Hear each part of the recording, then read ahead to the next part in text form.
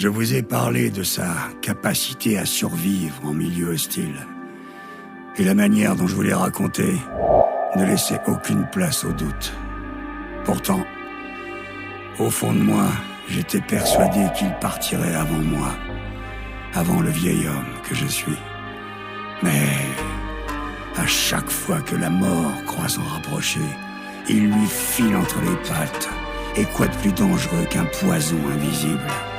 Quoi de plus dangereux qu'un prédateur qui s'adapte en permanence à l'environnement qui l'entoure? La rumeur dit qu'il serait à Gibraltar.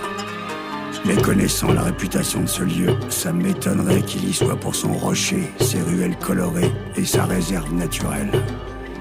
Douter de sa capacité à survivre, oui, au vu du nombre d'ennemis croissants qui l'entourent, mais l'imaginer en simple touriste, se baladant dans les allées du jardin botanique. Oh non, non, ça me semble guère possible. Les seuls jardins qui pourraient l'intéresser appartiennent à des hommes en armes qui, eux, ne cultivent pas les trucifères à fleurs blanches, là-bas, de l'autre côté de la rive. Gibraltar, carrefour sans signalisation où la moindre hésitation se paye cher. Ici, la mer se jette tête baissée dans l'Atlantique, charriant sur son dos de lourds bolides pneumatiques. D'une berge à l'autre, 39 km 200 qui s'avalent en 30 minutes. Et la nuit, on y joue au chat et à la souris. Ce qui est sûr, c'est qu'un nouvel animal vient de se joindre à la partie. Et à l'évidence, il est bien plus cruel que les deux espèces que je viens de vous citer. Oui, si la rumeur dit vrai, Dieu seul sait comment tout ça... Son père, lui, c'était pas un laborantin. Il a toujours préféré la compagnie des armes à celle des chimistes. Mais c'était une autre vie, une autre époque. Le monde change, les hommes aussi. La seule chose qui traverse le temps sans perdre de son éclat, c'est l'or. Et le petit vous le dira, tous ces petits cailloux, c'est de l'or. Pourquoi s'évertuer à penser qu'il pourrait passer à côté en ne le regardant que du coin de l'œil? Ne soyez pas naïfs.